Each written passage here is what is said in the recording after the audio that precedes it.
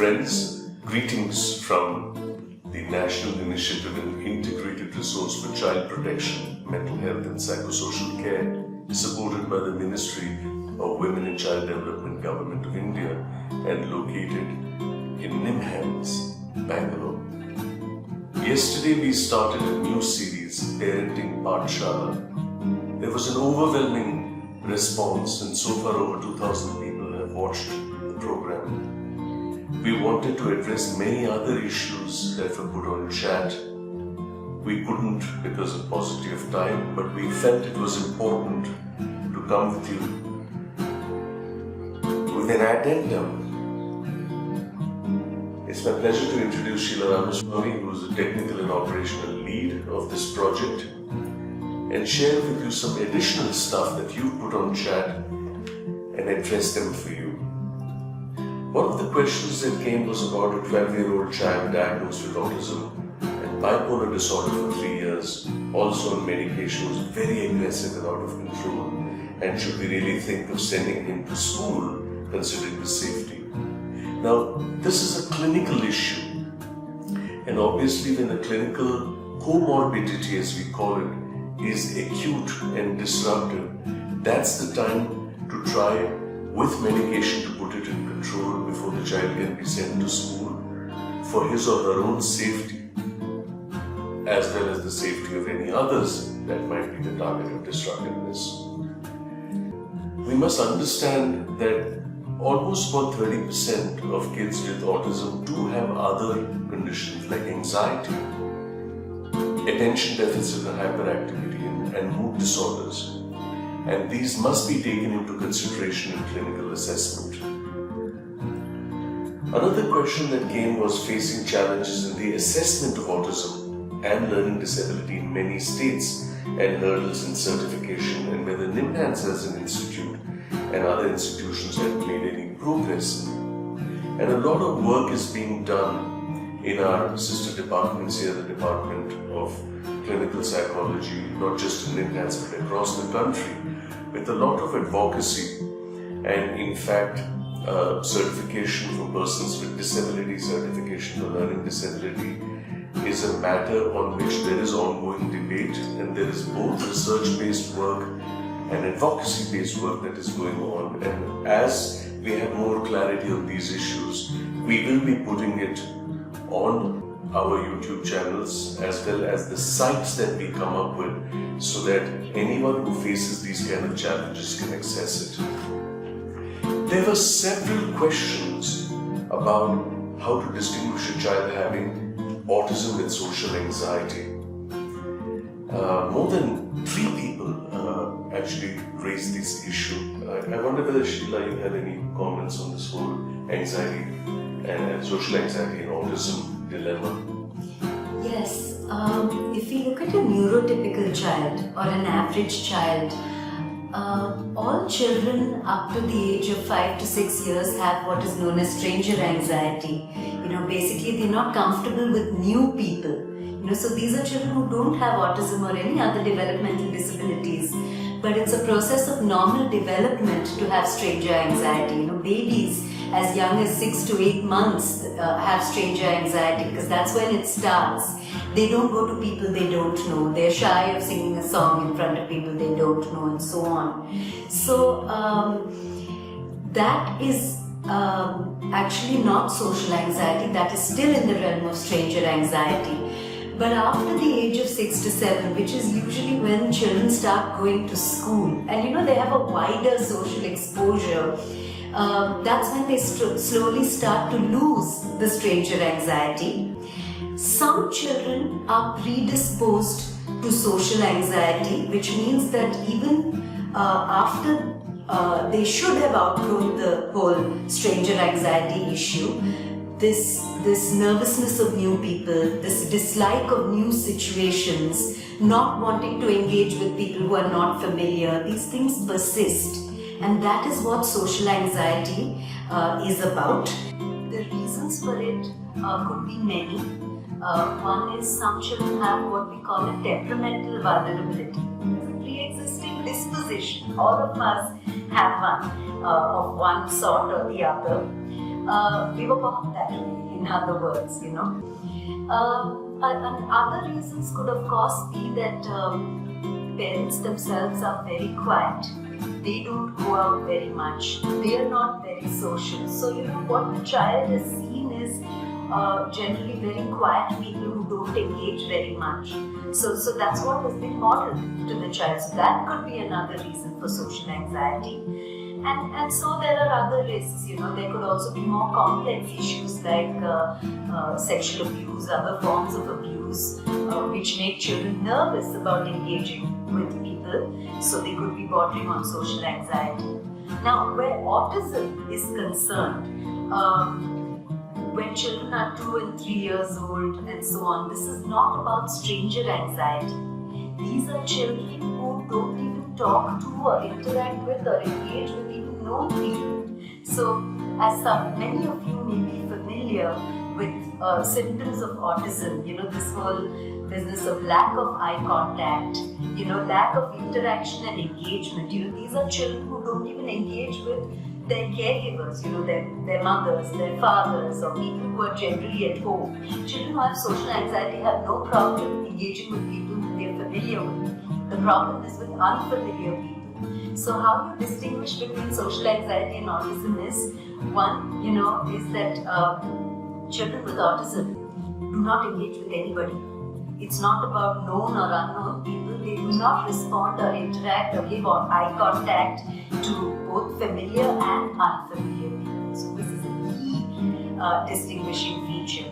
The other thing is, children with social anxiety, as I said, may be normal in many other behaviors like activities of daily living, things they do, are very much like other children. But children with autism have other issues.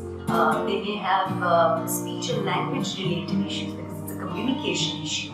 They may also exhibit repetitive behaviors, a lot of hand flapping and what we call stereotypies, rocking behaviors, lining up cars and pens and pencils and objects and, persistently playing with the same object in a repetitive manner. So a very limited repertoire, which you will not see in an average child who has social anxiety. So these are some of the differences.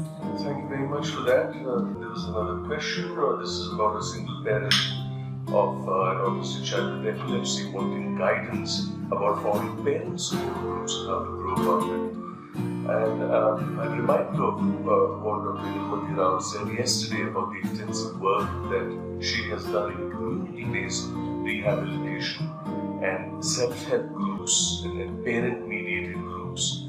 And the agency that she started, Seva in Action, is a good starting point. But there is a national network called Parivar in many states, and these are a group of parent organizations. For example, there is a Karnataka Parents Association of citizens with intellectual disability, and they are a network. They bring out a magazine, and they are very supportive of people who want to form parent support groups, and we would encourage you to basically plug in a network with these agencies. There were a lot of questions about how to handle reactive behaviors. There were questions on sexuality, there were questions on life skills, on how do you control impulses of kids with disability as they grow older and how do parents handle it. Any thoughts, Sheila, particularly from a life skills issue and then personal safety, and how do parents respond to this predicament? It's an interesting and I think a critical question. Interestingly, a lot of life skill training or education issues have been addressed in the context of vulnerable children, but largely in the context of average or neurotypical children, otherwise what we call as quote-unquote normal children. Very little is said about life skills and children with disability. And this is very sad and worrying actually, because if the average child requires life skills on personal safety, on child sexual abuse awareness, on emotional regulation or management of difficult emotions, and other such issues on behavior, conduct, etc. Then children with disability, who, as we have been saying in many ways, have serious deficits because of cognitive, social, and emotional issues, or in these domains, they need life skills 100 times more than the average child. Right. So it would be useful if we could do life skills work with children with disability in the area of social skill development, socio-emotional skill development. We were just talking about social anxiety, for example, or social skills deficits, as in the case of children with autism. So that would be one area. Personal safety would be another area. Personal safety refers to everyday safety issues, safety at home, knives, sharp objects, electrical plugs, and switches. Basic knowledge on safety at a simple level. Safety outside the house, road safety, traffic lights, how do you cross, where do you walk, and so on. And then at a more complex level, it would be on child sexual abuse related issues and personal safety. On that level, how do we teach children with special needs, whether they're children with autism or intellectual disability, how do we talk to them about personal safety?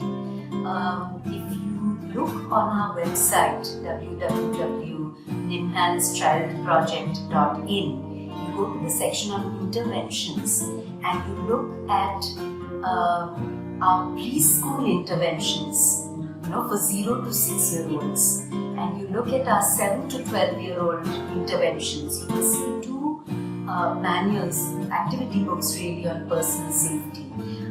Those are a great start with children who have socio-emotional deficits, who have intellectual disabilities. They can be used by parents, by teachers, by special educators to guide children using interesting, fun, creative methodologies to do personal safety and abuse-related work.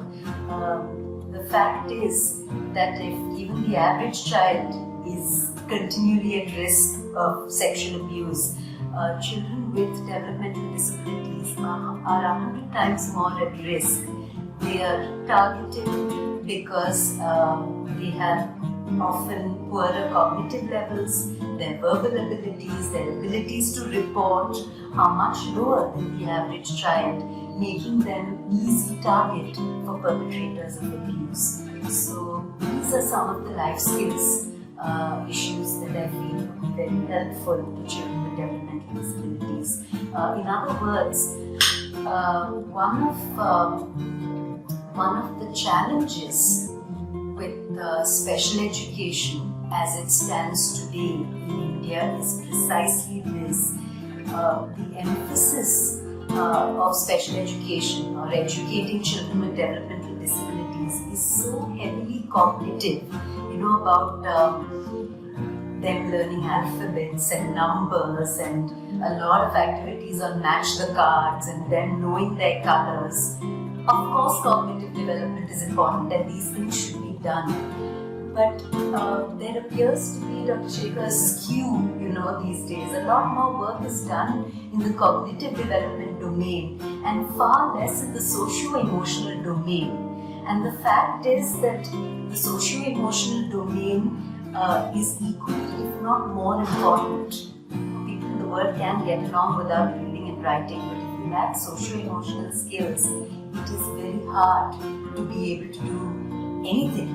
So that is why I also feel that it's time that the special education field really looked closely at some of these issues and took them on board, perhaps re-examined some of the curriculums. And this should be some of the advocacy that mental health professionals, parents and all of us together could undertake. Right.